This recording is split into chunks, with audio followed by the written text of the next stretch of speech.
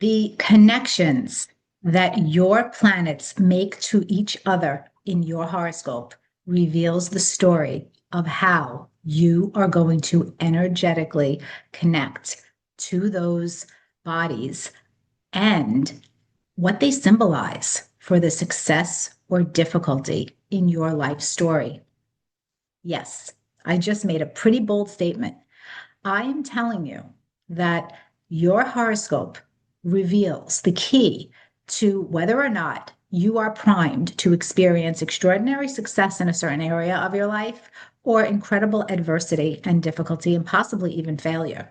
Now, you guys can come at me in the comments all you want because I know a lot of you are like, no, I can turn anything around in my chart. I can make everything beautiful and wonderful and unicorns and rainbows. Well, nope. Sorry, Cookie. That's not it. That's not how astrology works.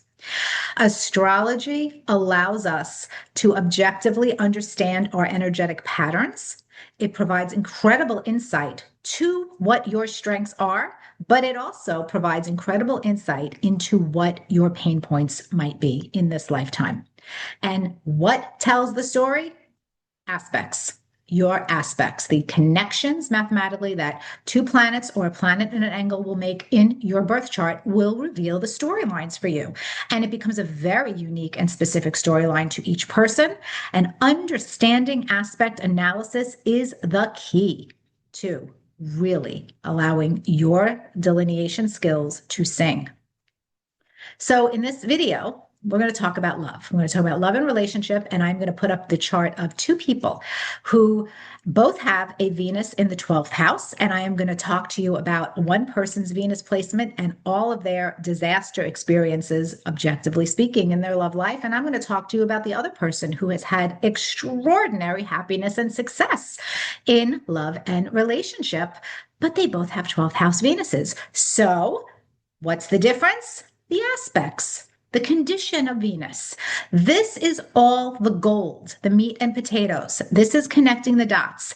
And I am going to explain all of that to you. So before I do that, a big warm welcome for those of you who might be new here. My name is Maria D. Simone. I'm a professional astrologer, and you can find out more about me and my work over at insightfulastrology.com, where I have an astrology school that teaches you classes from the beginner's level all the way through advanced. And right now, registration is open for my aspects in astrology class. This is the class that will teach you how to do everything I'm going to show you in this video and so much more. This is the class that is going to help you become a proficient astrologer in terms of natal chart analysis. This is the class that helps you gain the confidence to think astrologically for yourself and really levels you up from being an astrologer that will rely on cookbook interpretations or Google searches to an astrologer who can confidently look at anybody's birth chart, connect those aspects yourself, feel what that means for the person, and then communicate it meaningfully to that person. This is the class for you. So if you are interested in becoming one of my students, registration is open at the early bird rate, which saves you $55 until July 30th. So go and claim your spot now. This class will occur in August. It is a 4-week module meeting on Saturdays at 11 a.m. Classes are recorded. If you can't attend live, don't worry. You'll get the recordings, and you will also be learning from your own charts. So your charts are used in the homework assignments, which are very individualized, and in the lesson plans. I'm throwing up your charts like crazy in this class. And this is the class where people are blown apart by astrology in a good way. This is the class where you really make those soul level connections in a birth chart and you untangle all of what your issues are, your short circuits, whether they are the mommy daddy issues, relationship pain points, career, self confidence, whatever it is for you, we are able to identify it and look to see how you can try to overcome it what you can do with your free will, how far that can get you. And then I teach you when it's time to accept a certain limitation that you might have in your life and focus on what you can control, which is your great, wonderful aspects, and directing them to the best of your success. So there is a lot in this class that I can't possibly communicate in one video. There's a lot about the philosophy of astrology. There's a lot about the mechanics of astrology and how to really dig into a birth chart with confidence, with that sacred respect and approach, because you're looking into someone's soul. This is powerful, big stuff, guys. Okay. So I hope you decide to become one of my students. Everybody in my class becomes part of my astrology family.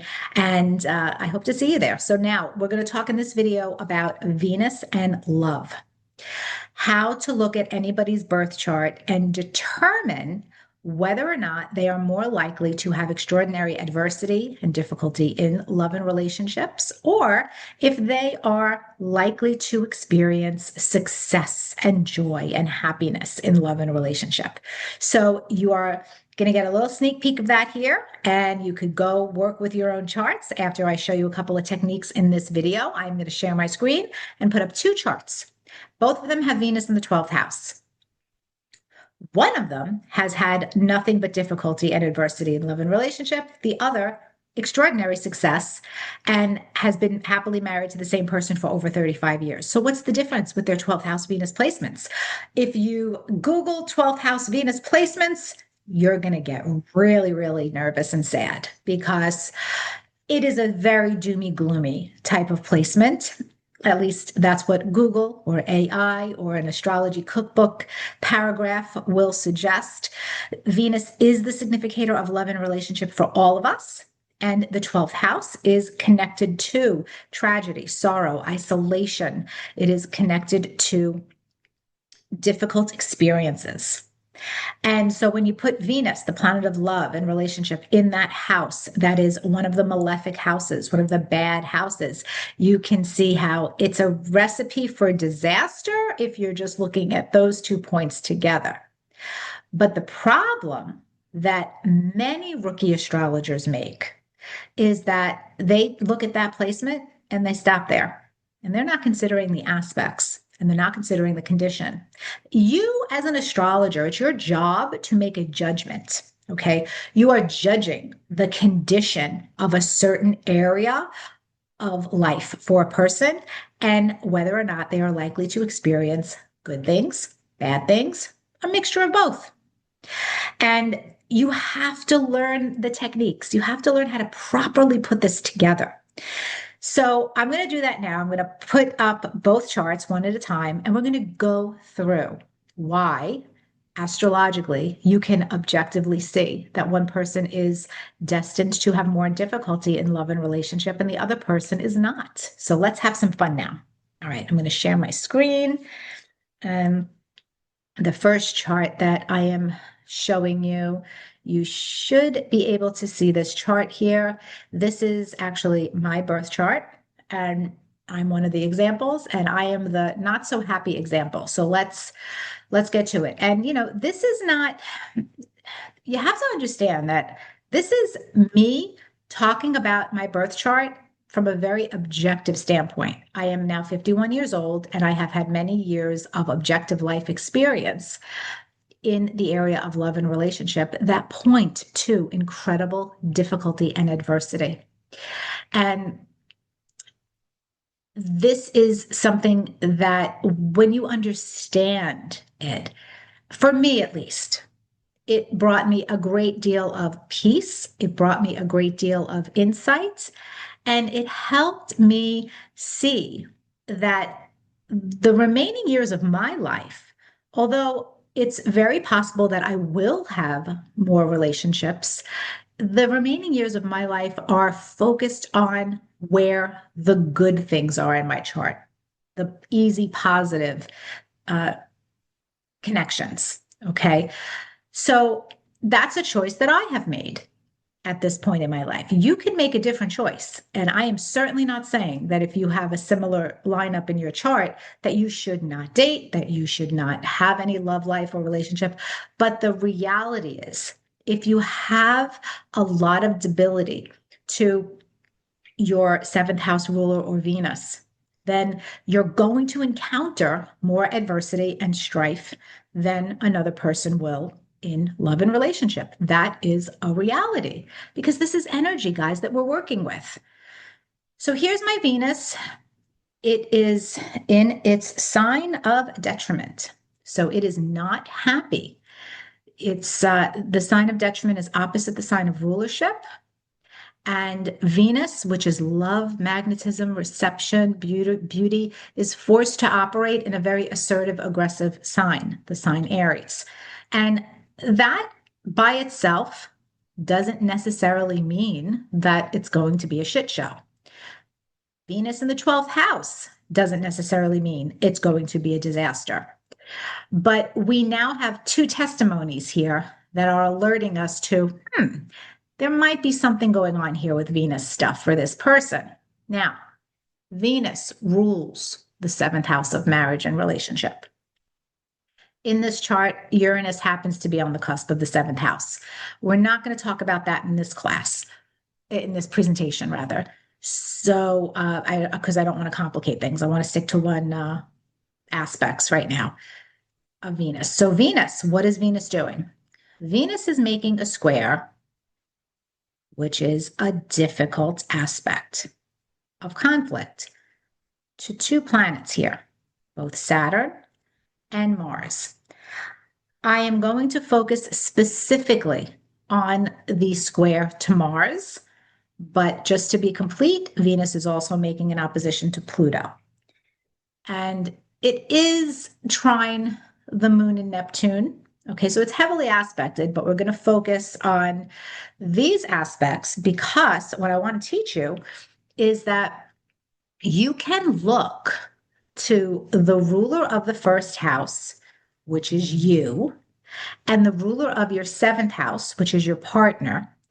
And you can see, are those two planets connecting in a birth chart in any way? And if they are, what kind of connection is it? So in this horoscope, I'm ruled by Mars. My partner is ruled by Venus. And Venus is also the general significator of love and relationship. So there's a square. That square is conflict. That square is adversity, right? You cannot pretend that that is a happy aspect. That is a stressful aspect. So now what happens is this Venus in the 12th house, which is also in detriment, is now also square Mars, which is the ruler of the chart, the ruler of the native, me. That's kind of like three strikes. That's a big deal. And you're going to see that testimonies, when they are positive or when they are really difficult, are going to repeat. So you want to look for those repeating themes. And we can add on to the fact that Venus is also square Saturn, and you can talk about the Uranus on the seventh house cusp. And I'm not going to get into the specific delineation in this presentation, but please understand that in the aspects class, I teach you how to do that. I teach you how to break down the story into such granular detail for the horoscope. And we will consider what does it mean to have the Venus in Aries squaring the Mars in the sign Cancer. And that becomes part of the detailed storyline here. And so there's that big fight basically between independence and ambition and one's own identity being in conflict to domestic obligations and nurturing and family. And emotional security comes at the price of pursuing one's independence and identity. And that delineation was just taken from keywords of Aries and Cancer. Okay, so you can see that.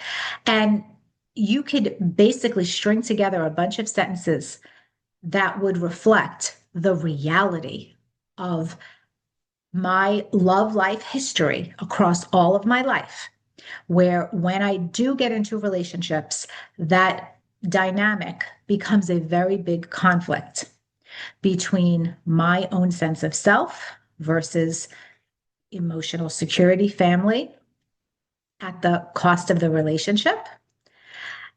In various ways, that has come out in my main relationships to my detriment because this is a square and squares are difficult aspects of conflict. Okay. So that is the first chart. And in the judgment here, we can say that even though this person, who is me, is likely to have relationships. And the reason why I will always have relationships is because even though Venus is square Mars, there is something called reception, which I teach you about in the aspects class. Uh, but basically, Venus is in the sign ruled by Mars. So even though this is a square, Mars very reluctantly wants to have a conversation with Venus.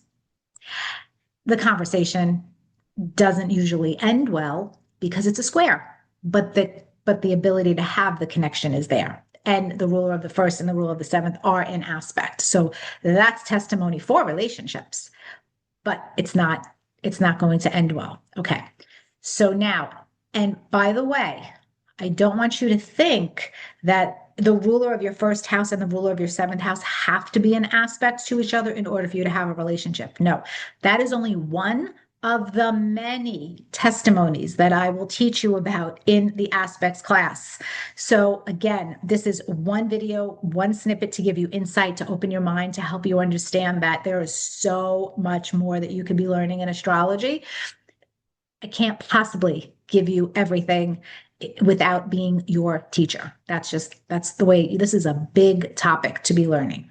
So everybody at some point should consider uh, learning from an instructor, going to an astrology school, learning from an instructor. And whether that's me or somebody else is your choice. Of course, you do your research, but you can't learn astrology at any significant masterful level by just watching YouTube videos. I say that all the time, including my own. It's just, that's not the way it is. It's like saying you could learn how to be an astrologer by just Googling everything. You just can't. You can't learn how to be a brain surgeon off of watching videos, or a lawyer, or any other profession. So what makes you think astrology is any different? Now let's look at my friend's chart and let's dig into her Venus. And you know what? Here we have another Venus in the 12th house. And you know what? Her Venus is retrograde. Holy smokes. So she also has two possible testimonies of we got a problem, right? But guess what? We don't have a problem. We don't. We have the opposite of a problem. We have something really beautiful happening here. What is her Venus doing in her chart? It is in the sign of Cancer, which is a nice sign for Venus to be in, much nicer than Aries. And her Venus, if you look, it is not making one difficult aspect in her birth chart. As a matter of fact, it is making nothing but gorgeous aspects. Namely, we have this beautiful trine, which is the easiest, most supportive aspect you can make, to both Saturn and the moon. Why is that important? Well, remember what I said about the ruler of the seventh house of marriage and partnership? Her ruler is Saturn. Remember what I said about the ruler of the ascendant and the ruler of the first and the seventh and the aspect that they make, if they make an aspect? They don't have to, but if they do, you want to look at that. Well, the moon is her chart ruler. Saturn is her partner. The moon and Saturn are conjunct one another. So she is moving towards her husband. They are connected, they are aligned. And Venus, the significator of love and relationship, is supporting both of them with a beam of light. And there's more. That Venus is also making a beautiful, beautiful, perfect sextile, which is a supportive aspect to Uranus and Pluto. It's even making a very wide trine to Neptune. So, but we're not even going to include that. It's making a wide sextile to Jupiter. We're not even going to include that. We have enough here. Do you see how the testimonies just layered? And do you see how, even though this chart also has a 12th house Venus, and instead of Venus in detriment, she has Venus retrograde. So she has two testimonies that are like, whoa, this might not be good.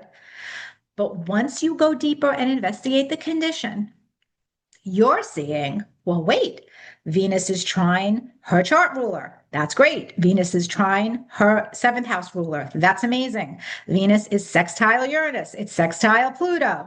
Whoa, her Venus is not making any hard aspects at all. So her 12th house Venus is going to do the most wonderful things for her in matters of love and relationship and so many other areas, which we're not going to cover in this video.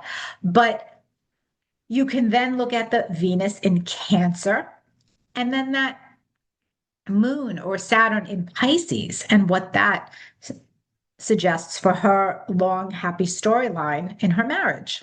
Well, her marriage to the same person for over 35 years. They have a wonderful family life. They have three children. She was a stay-at-home mom while she was raising her three boys, but she also was always a psychic medium. She always had a strong ability as a psychic medium. And when her children were grown, her career really thrived and flourished.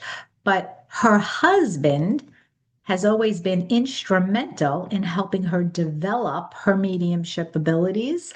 And he is also basically her manager. And they work together very successfully. And they have always had a strong intuitive link to one another. So you see how the Pisces and the Cancer comes out in a happy way in this chart. It is amazing, guys. And you can learn how to do this very, very proficiently. You have to break it down. You have to take it slow. And you have to remember that no two birth charts are alike.